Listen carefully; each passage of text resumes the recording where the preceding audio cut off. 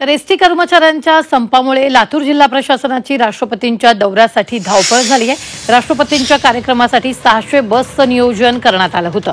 लातूर विभागातील 130, नांदेडच्या 270, परभणीच्या 150 तर यवतमाळच्या 50 बसचं नियोजन करण्यात आलं होतं। मात्र एसटी कर्मचारी कृती समितीच्या आंदोलनामुळे आता जिल्हा प्रशासनाची फजिती झाली आहे। आंदोलन सुरूच राहणार असल्यानं एकही बस हलणार नाहीये।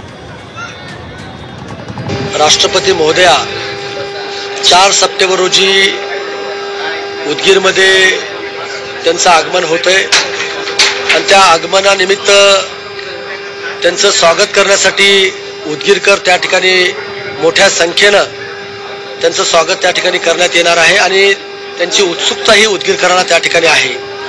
आणि म्हणून ते 4 सप्टेंबरला आल्यानंतर ते पहिल्यांदा जगाला शांतीचे संदेश देणारे तथागत गौतम बुद्ध यांच्या बुद्ध विहाराचा लोकार्पण सोहळा त्यांच्या शुभ हस्ते त्या ठिकाणी होणार आहे।